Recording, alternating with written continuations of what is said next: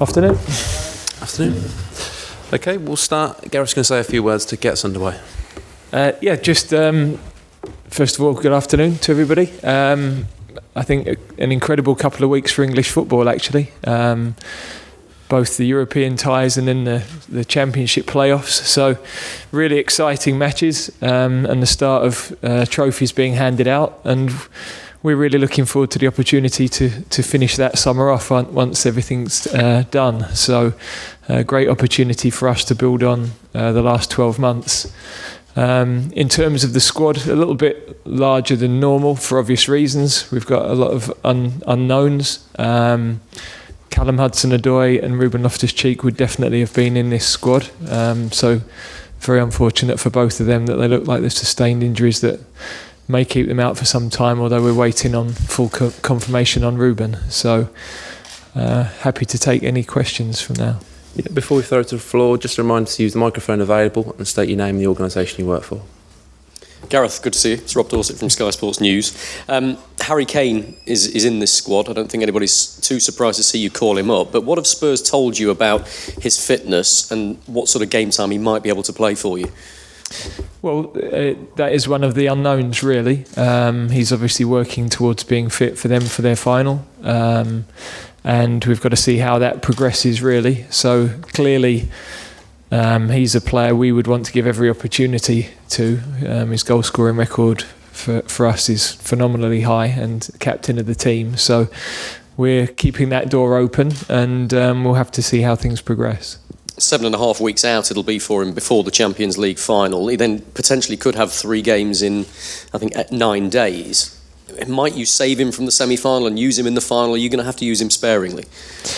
Well, we're going to have to look at post the Champions League final. We're going to have to assess everybody, really, because there's the physical aspect of that game and then the emotional fallout from that game. It's a huge match. So what we've got to do is prepare everybody ready to play. I don't think we've ever had a camp where we haven't had a lot of pullouts. It's a strange situation for us, but we've always adapted and we've always managed to achieve results with new players, with young players. So this looks like being the same. It's going to be a lot of uncertainty around who is going to be entirely available until the last minute. But we've got a really strong squad, a squad with a lot of talent, and we're looking forward to these matches.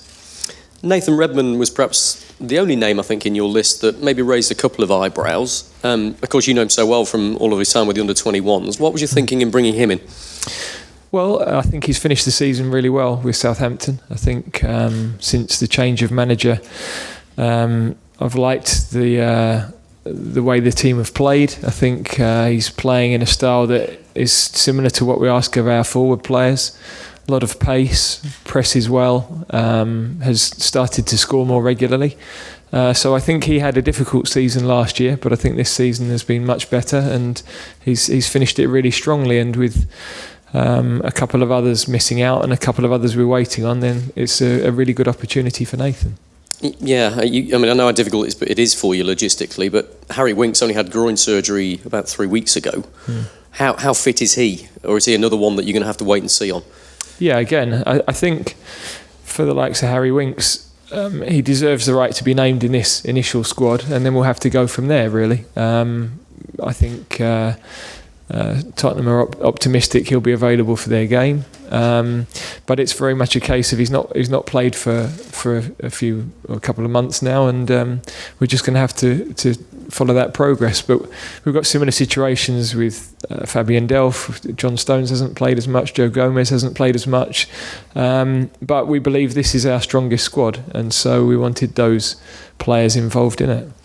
You had some pretty strong words for Jesse Lingard during the last squad when he pulled out through injury and then played for Manchester United at that weekend. Has he had to win your trust back a little bit now that you've named him back in the squad? I don't remember making any strong comments about Jesse, but I don't think it was specifically Jesse, but I think you said you were asked about whether players pulling out of England squads from injuries and then playing for their clubs at the following weekend, how disappointing that can be.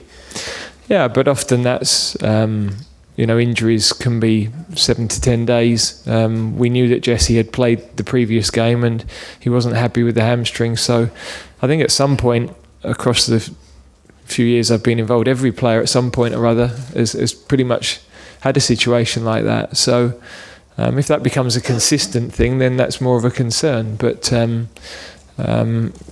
Jesse has played well for us in the past. I think he'd be the first to say he's had a difficult end to the season, and he's got an opportunity now to put that behind him and really attack this period with us and finish the season on a high. Luke Shaw isn't in your squad. He was Manchester United's player of the season. Was that a difficult decision to leave him out?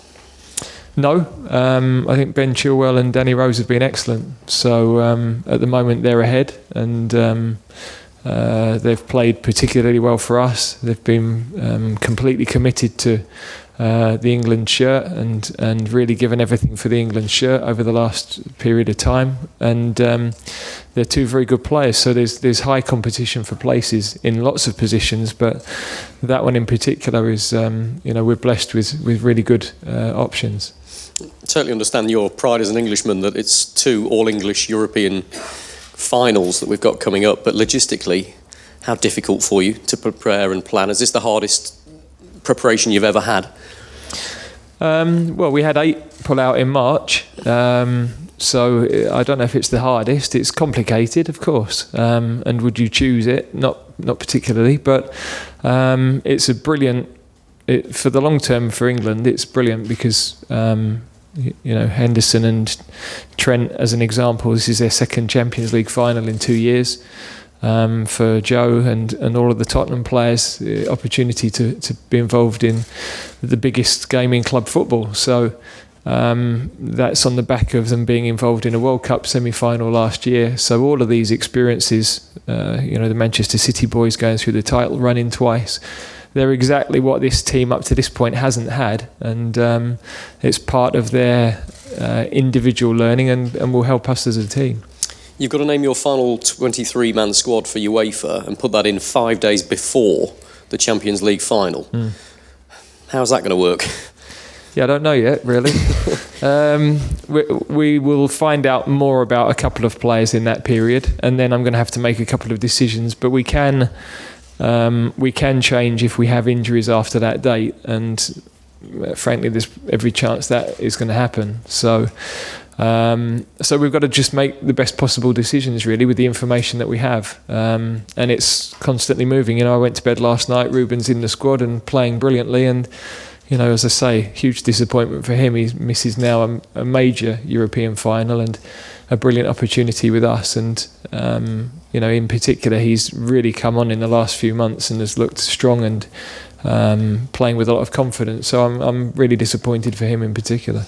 Above and beyond all the physical fitness of your squad, which is clearly going to be a concern for you, emotionally, it's going to be quite draining for those players, 9 of whom are going to be in the Champions League final or involved in some part. Half of them are going to be elated and exhausted because they've won the Champions League. Half of them are going to be dejected and exhausted. How do you deal with the emotional difference that your squad's going to have when it comes to the game?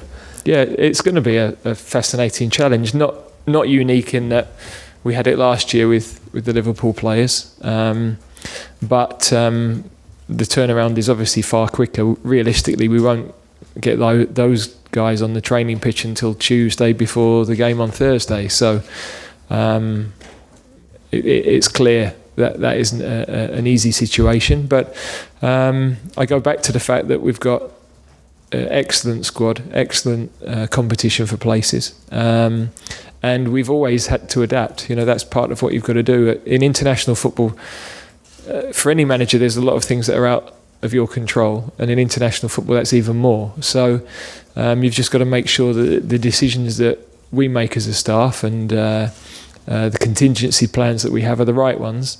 And, I know the players will be particularly excited about this opportunity to be 2 games away from winning a trophy against top opposition right throughout this competition would be another significant step for us. Last one from me. You're always very diplomatic when we talk to you about football governance and that sort of thing, but these are both competitions that are organised by UEFA, the Champions League final and their showpiece inaugural Nations League. and the semi-final and the final of the Champions League are 5 days apart. Is that badly handled? Is that disappointing from your perspective? No, from our perspective, we just have to deal with it.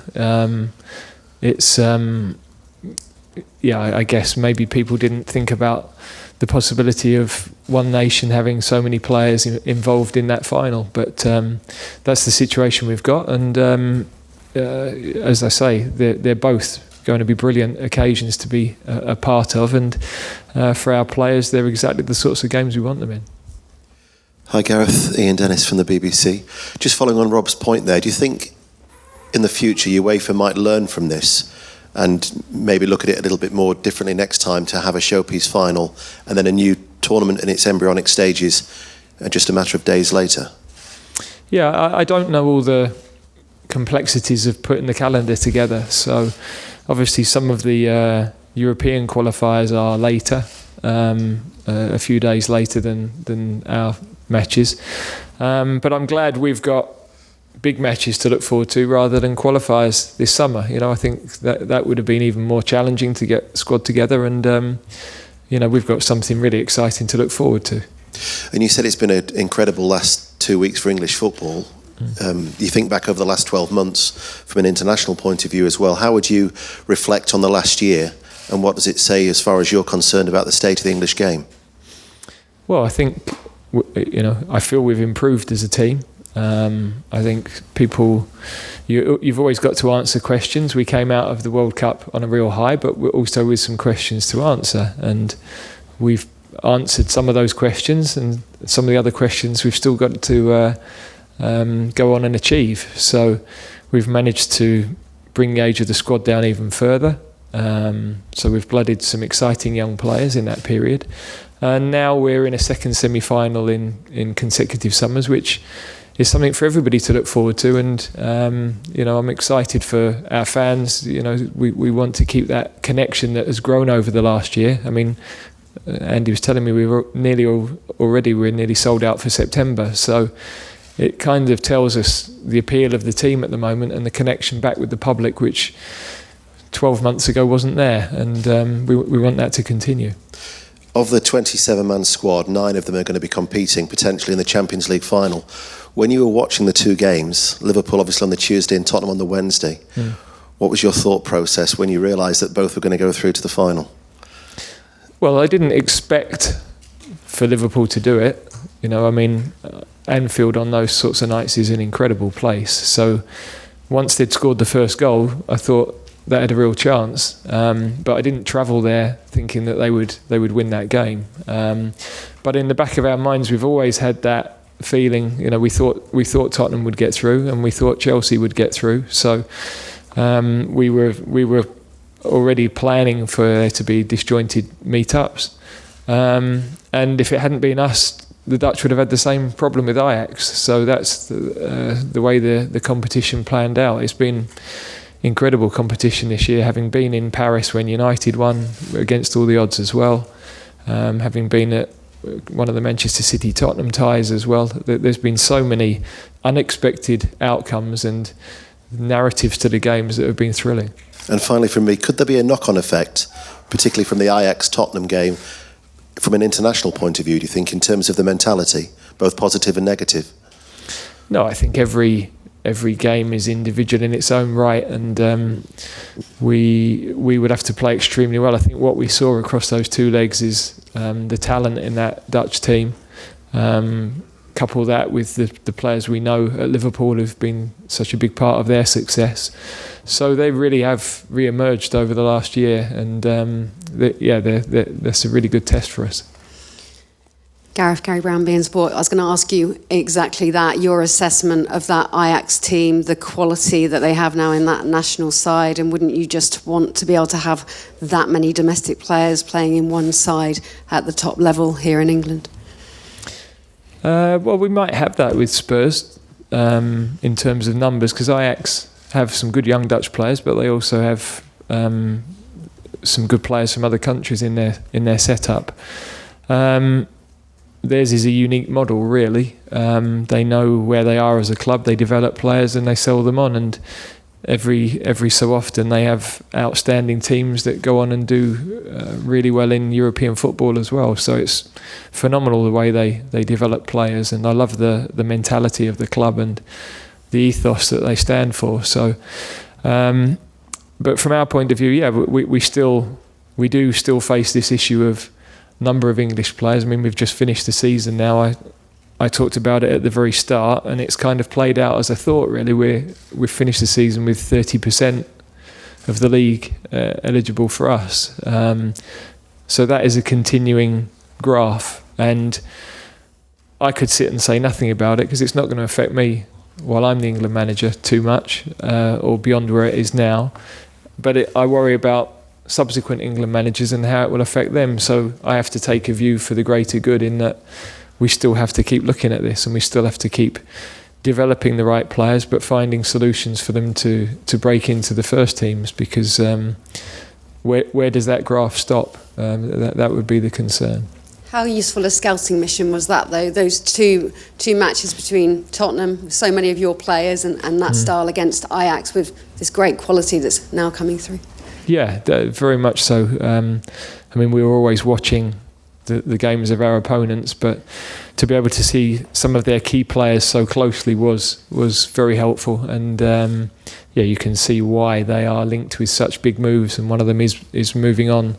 But also we have some very exciting players who are also coveted by some of Europe's biggest clubs, and we must never forget that. We've got players that we're excited about and that we love working with.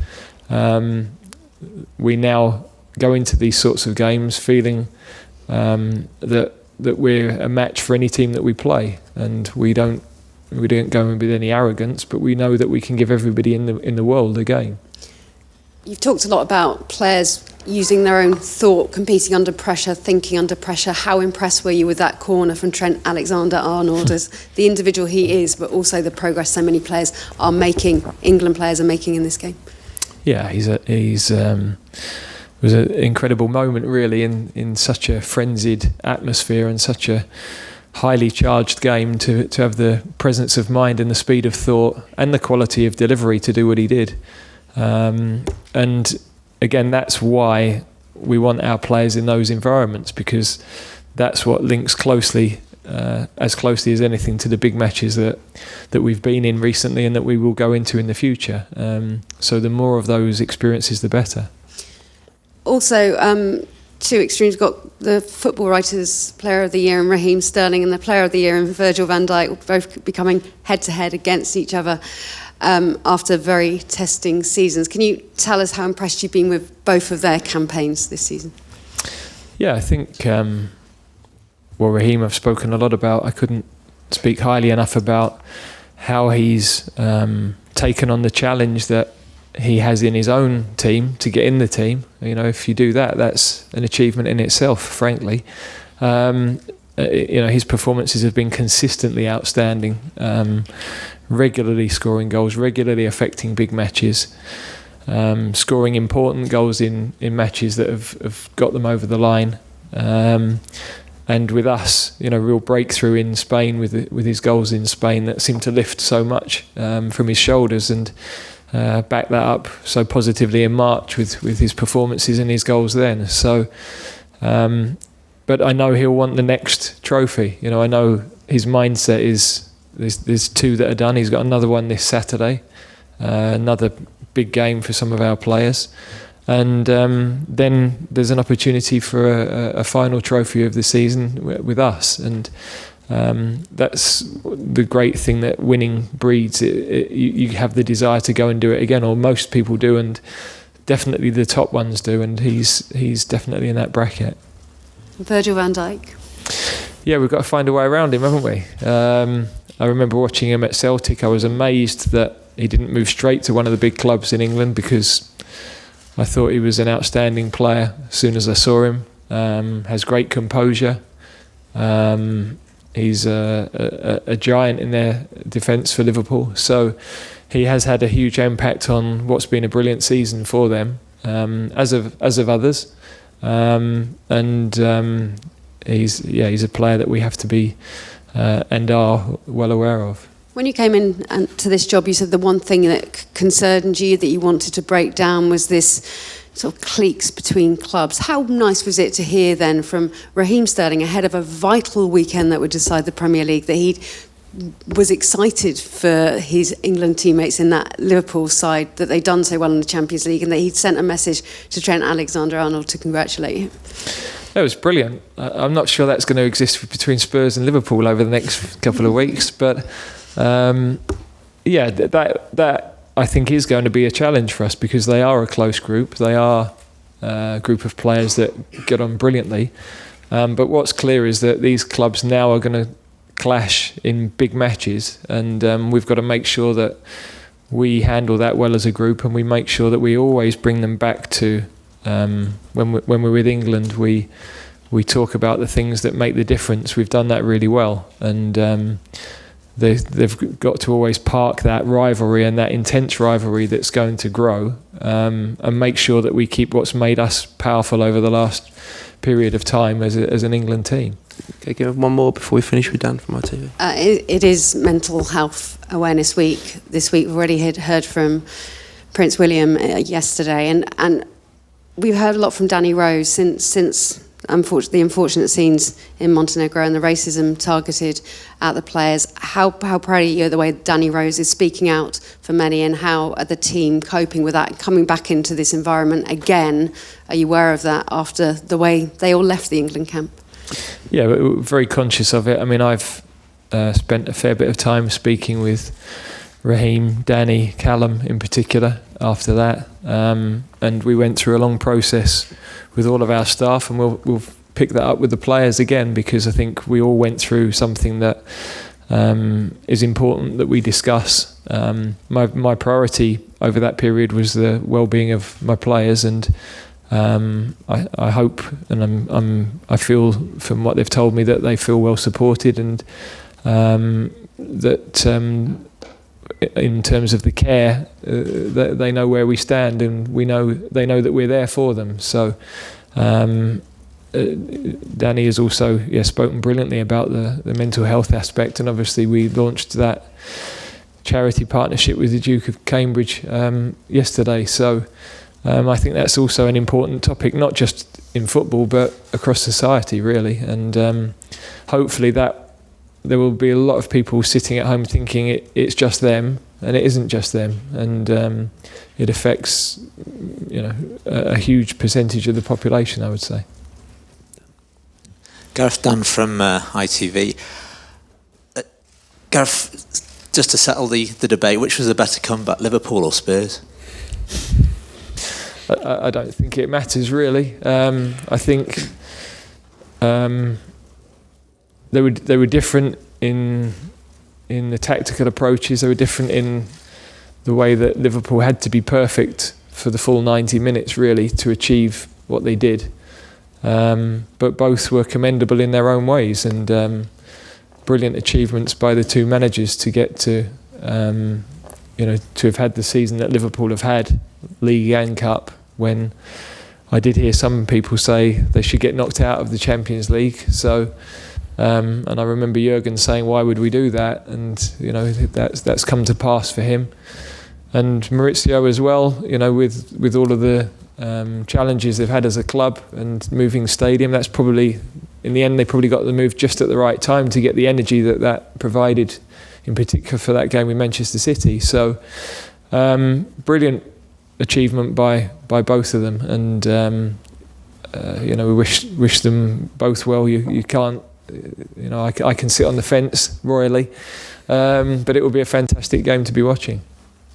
And finally, on a more serious note, the news today that a ban for Manchester City potentially in the Champions League moves a little bit closer. How concerning is that for you and your English players involved with Manchester City? Well, I don't know enough about the case really, I guess there's obviously an investigation going on, and I don't know what the ramifications of that will be. We'll just have to see as that progresses.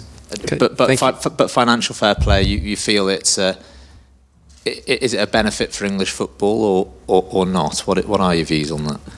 Well, I think my role doesn't really encompass that. Clubs have obviously got to follow the guidelines.